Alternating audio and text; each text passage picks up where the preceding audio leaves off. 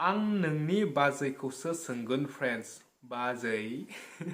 जिएफखौ बेसेबां अनगोन अके आंहा जिएफ दोंबा अबभियासलि अनगोन जिएफखौ खाथि खाथि मालाबा जानाव फैदोब्ला नितालावनो हाबनो हागोन निताबोलानावबो guys बोरै दं स बरायबाय गाइस नोंथांखौ आंनि दिन बे फार्स्ट Q&A भिडिअसिम गाइस स दाखालि आङो आंनि कमिउनिटि पस्टआव मोनसे पोस्ट खालामदोंमोन आस्क मी कुइसन होनना स बेयाव नोंथांमोना आंनियाव गोबां कुइसन सोंहरदों स दायो बेफोर कुइसननि एन्सारफोरखौनो आं दायो नै भिडिअनि गेजेरजों नोंथांमोननि सिगाङाव होनो सानदों स एक्साइटेड ना गासैबो स नोंथांमोननि गासैनिबो सोंथिफोरनि एन्सारखौनो आं दायो होजोबगोन स अनलि कमिउनिटि पस्टआव होनाय सोंथिनि एन्सारखौ होगोन दे गाइस मानोना आङो नोंथांमोना भिडिअ सोंनाय सोंथिफोरनि एन्सारखौ आं रिप्लाय होखाया नङा होमबा कमेन्टनि गेजेरजोंनो बेनिखायनो आं कमिउनिटि पस्टआव सोंनाय अनलि कुइसनफोरखौसो दायो आं एन्सार होगोन स गासिबो एक्साइटेड ना स भिडिअखौ जोबजासिम नायबानो जाबाय ओमफ्राय दायो आं गिबियावनो बुंखानोसै पिक्सार क्वालिटिया एसे गाज्रि जानो हानाय मानोना आं नै हरावसो शुट खालामगासिनो ओमफ्राय दिनै भल्टेजआ एसे खम आरोना स बेनिखायनो बारा मोजां मोनसे नयस फैदों केमेरायाव स जियानो जादोला गाइस स नायलांबाय थादों नङाबा आं कमेन्टखौ फरायनोसै दायो स दायो गिबि सोंथियानो जाहैबाय केएस प्रडाक्सन आं नोंनि बाजैखौसो सोंगोन फ्रेन्ड्स बाजै बहानि बाजैया आरो नोंजों खनसे उदालगुरियाव थांनायानो नामा बाजैया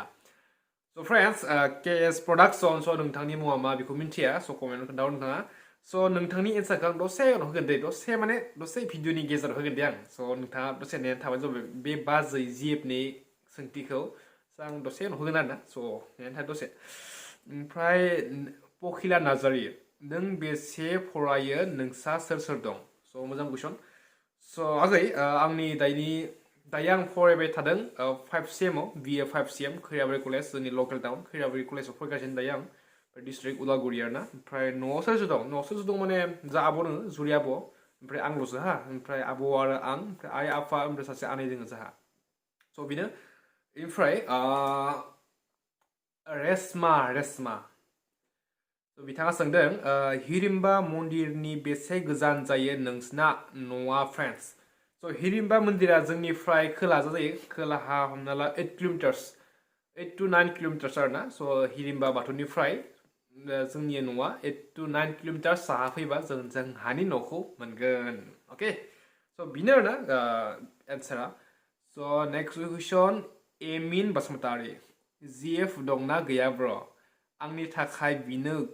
किउआ कुइसना जेनेबा खोन्था हरथार गैयाब्ला गैया दंबा दं अके आं दसे उनाव खोन्थागासिनो दे स नेबाय थादो दसे ओमफ्राय नोंना जिएफ खालि जिएफ नोंथ' आंनाव एसां एक्साइटेड जिएफनि फारसे र' मोनसे कन्डिसन दं जिएफआवबो सायस्रि ब्रह्मार ना नोंना जिएफइउआ बबेना दा जिएफइउआ लिरदो जिएफआ जागोन आरोना स दायो खिथागासिनो ओमफ्राय ब्र जेबिएस ब्लग सरि माबा हालालि जेएसपि ब्लग आबे साले नेक्स्ट कुइसन जेबिस ब्लग ब्र नों बेसे क्लासआव फरायो खोन्थादो हागोन ना स आं खोन्थाखाबाय 5 सेम बिए 5 सेम ओमफ्राय आं आर्ट्सआव आंनि स्ट्रिमा स आं बारा साइन्स लायासै आं बेफोरखौ बारा फरायनो हायादे आं बेनो एन्सारा बिए 5 सेम आंनिया ओमफ्राय कुमुद बर' मिस्टार गोरबो नोंथांनि आइ बाबा मोनहा मा मावो स मोजां सोंथि जाहानि आइ बाबा माने जा आफाया सासे फार्मारानो हमना ला जा साबलाइ बागान दङ एसे स बिदिनो एसे टाकटुक सोलियो आरोना ओमफ्राय जा मादारा प्राइभेट स्कुलाव एसे हाबनानै दं दायो इउएन एकाडेमि भेरगाव जोंनि लकेल टाउन भेरगाव स बेनो आदा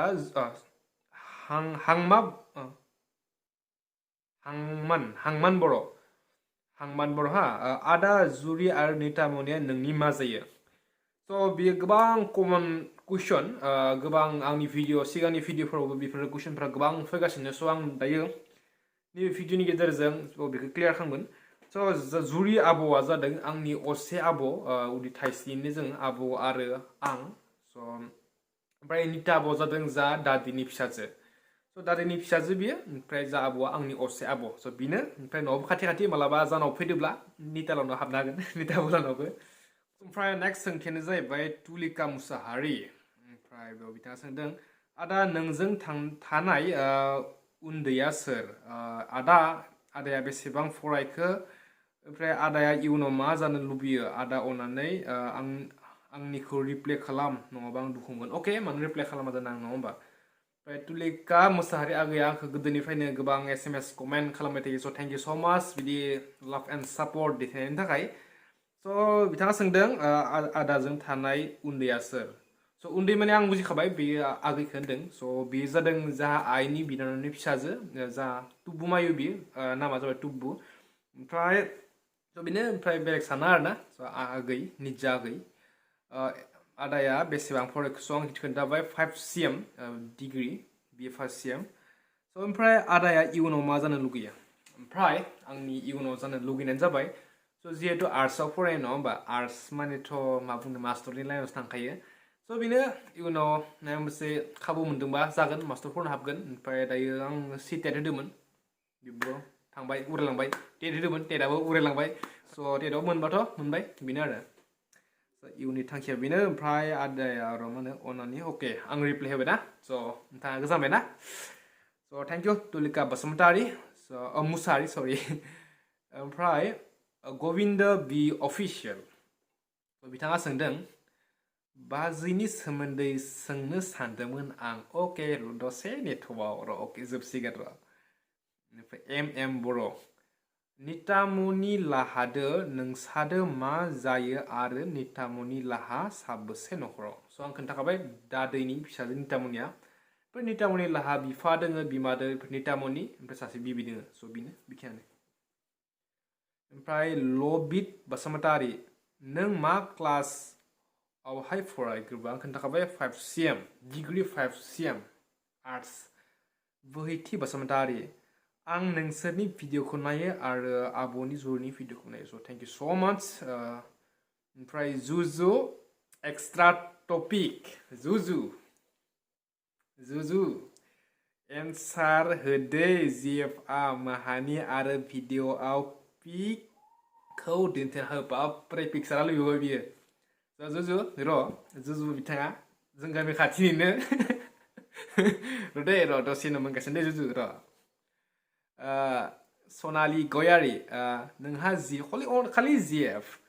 नोंहा जिएफ दंना गैया बेखौ मोनथिनो लुबैदों फ्रेन्ड आजिखालिलाय बिदिलाय थाखाजोबो गैयाबा नंगौखौ खोन्था अके खोन्थागोन र' ओमफ्राय नेक्स्ट कुइसना जादों अनजालि बसुमतारी स' बिथाङा गोबां कुइसन सोंदों 1 नाम्बार 2 नाम्बार 3 नाम्बार 4 नाम्बार स' मा 1 नाम्बार जाबाय बिथांनि कुइसना जाबाय मा खालामो दायो आरो मा फरायगासिनो दङ दायो आं बिदिनो दाथ' फरायनायाथ' बिए 5cm ओमफ्राय दायो इउटुबाव नांगासिनो आरोना स' नोंथांमोना बिदिनो सापर्ट खालामबाय थाबानो जाबाय स' सापर्ट खालामबाय थाबानो बिदिनो इउटुबाव थाबाय थागोन आं अके ओमफ्राय मा खालामनो मोजां मोनो ओरैनो न'आव थानायाव स' आं ओरैनो न'आव थानायाव मा खालामो माने बिदिनो गाइस ओरैनो जबाय थायो मबाइल नायो इउटुब नायो गेम गेलेयो पाबजि गेलेयो आं ओमफ्राय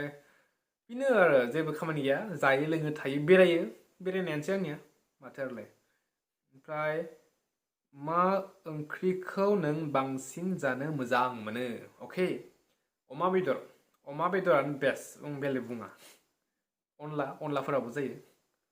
ओमफ्राय नों ओंखाम ओंख्रि संनो रोंगौ ना रोङा हेहे आं रोङालै आगै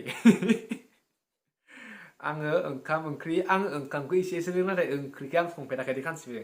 स' मालाबा आङो रेसिपि भिडिअ बानायगोन फार्स्ट टाइम मैगं संनाय लाइफआव बानायगोन आं नायबाय था ओमफ्राय नोंहा जिएफ दं ना गैया कमेन्ट कुइसन अके दसे र' जुदि नोंहा जिएफ दोंबा नों अब्ला जिएफखौ बेसेबां अनगोन अके आंहा जिएफ दोंबा अभियासलि अनगोन जिएफखौ आंलाय मानो थगायनो बिथांखौलाय जुदि नोंहा सोरबाफोर क्रास दं नामा आरो सोर बे क्रासआ अके क्रास दोङो दसे उनाव नों माब्ला हाबा जागोन आंनियाथ' दा इयार्सआ 20 इयार्स हाबा जागोन आङो हमना ला 25 years 25 to 30 years I guess आंखौ बुंनो हाया इसोरा माला खालामना होगोन माला लिरनाय दोङो आंनि खाफालाव बेनो जागोन मोनथिगोन आंनि हाबाखौलाय मानो मोनथिया जानो होनबा हाबायाव लासै आं थाबाय थाखागोन सियरखा इउटुब चेनेलखौ आं हाबायाव लासै सलायबाय थाखागोन सोरगोस्रि नार्जारि नों बेसे क्लास जोब्बायखो आदा जिएफआ बहाना नेम बुंना खोन्थालाय आदा ओके सोगोमस्रि मुसाहारि नोंनि आब' आरो नों जा किउटखा गोरबो ब्र' आरो नों दा मा फरायगासिनो दं ब्र' किउट स' थेंक इउ स' माच थ' आं खोन्थाखाबाय स' नोंथाङा एसे बेनो आरो 5cm अके सोगोमस्रि मुसाहारि स' थेंक इउ स' माच निर्मल बर' फंबाय नों बेसेबां इयार्स जाखो स' आंनि इयार्स जादों 20 आं 2000 आव जोनोम जादों 2000 सेप्टेम्बराव 11 सेप्टेम्बर स' मालाबा नेक्स्ट इयाराव विश खालामनो दाबावदे खिन्थाखाबाय डेट अफ बार्थखौ 11 सेप्टेम्बर 2000 स' 2021 आव 11 सेप्टेम्बर खालि आंखौ विश खालामनो दाबाव बार्थडेआव ओमफ्राय माने एमस बसुमतारि मिस जुरिया नोंनि सिस्टार जायो नामा बस अके बस जायो बस दिनैसो फार्स्ट टाइम बस बुंजादों जारना बसुमतारि आदानि फेभरेट कालार आदानि फेभरेट कालार मा आरो आदाया माबे ओंख्रिखौ थावसिन जानो गोथाव मोनो अके आनकमन कुइसन स' बिदि सोंनांगौ गाइस बिदि मोजां नङा आरोना सोंबा आंनि फेभरेट कालारानो जाबाय आं बुंनो सानदोंब्ला आङो ब्लेकखौ बुंगोन ब्लेक ओमफ्राय सामटाइम रेड सामटाइम येलो अके बेनो हाइस ब्लेक दै ओमफ्राय आदाया माबे ओंख्रिखौ थावसिन जानो गोथाव मोनो थावसिन मानेथ' आंनिया जाबाय अमा बेदरानो आरोना मादो बर'नि रावबो गारनो हायाखै अमा बेदरखौ स' बेनो आंनि अमा बेदर ओमफ्राय आलुखौथ' आंनि आरो मैगंफोरनि बिथोराव आलु ओमफ्राय आङो खुमब्रा लाव जिंखा बेफोरखौ आं जाय फिथाइ बेफोरखौ आं जानो हाखाया दे गासिबो बुंखाबाय एकदम पुरा हेट खालामो बेफोरखौ स' बेनो ज्योति ब्लग्स आंखौ सिनायोना सिनाया सिनायब्रा मानसि खाथिनिनो खाथिनिनो बिथाङा स' सिनायो फंबाय नेरसोन बसुमतारि आदा नोंनि बाजैनि मुङा मा अके वेट जोबथारसिगोन सन्जय नार्जारि हाय फंबाय जोबोर मोजां नुदों भेरि नाइस फंबाय हुइसि अके नोंथाङा आंनि खाथियाव थानाय सिख्लाखौ बुंदों बे जानि बिनानाव असे बिनानाव जा मादैनि फिसाजो स' बेनो स' जोबोर मोजां नुदों होनदों स' थेंक इउ स' माच ओमफ्राय गाइस पिक्सार कुवालिटि दिनै मोजां होनो हायासै आं स' सरि ओमफ्राय आङो सपनाया थांगासिनो कानका भिलेज रिजर्टआव स' आं दानि खोन्थाखानोसै कानका भिलेज रिजर्टआ जों जानि न'निफ्राय 87 किल'मिटार जायो आरोना बियो मासफोराव दङ स' सपनाया जों मोनसे राइड खालामगोन लोगोफोरजों स' 87 किल'मिटारनि मोनसे राइड जागोन गाइस स' नेनानै थादों भिडिअखौ स' आं बहुत एक्साइटेड जाना दङ आरोना स' थांगोन सपनाया आङो रिभिल खालामनो हागोन स' बेनो लास्ट दै लास्ट नङा मोनथाम दंबावो सन्जय सरि बेनो ओमफ्राय मैना बर' आंनिफ्राय आदानिसिम सोंथिया बुजायानो आदाया बेसे फरायो आदानि जेफा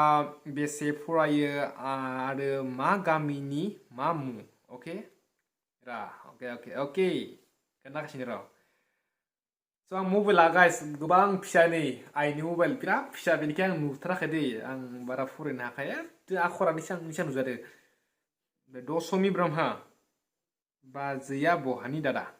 आरो मा नाम अके जोब्बाय कुइसना बेखिनियानो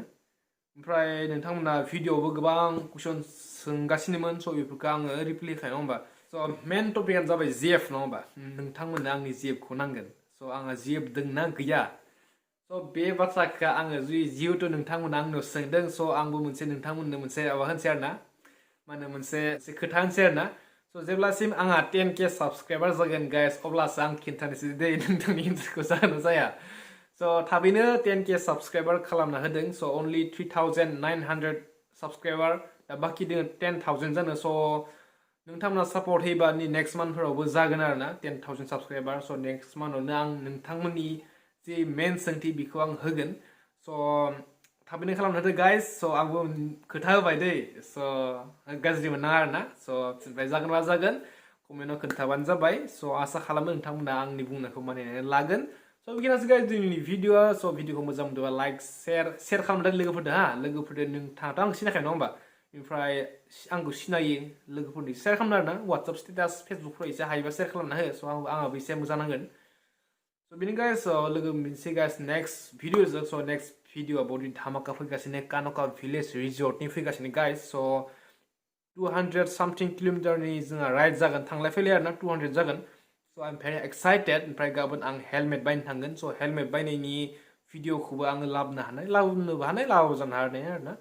स' बेनि गाइस कान'का village resort I am very excited स' नोंथांमोना बेनि बागै मिन्थिबा आंनो एसे फोरमायहरबाव आं गोबां मिथिया आरोना आंबो फार्स्ट टाइमसो नङा होमबा स' बेनो स' see you soon guys in the next vlog स' आसा थाबाय भिडिअ'खौ मोजां मोनबाय खोना स' बेनि गाइस लाभ इउ अल बिदिनो सापर्ट खालामबाय था एन्ड थाबैनो आंखौ 10k साबस्क्राइबारसिम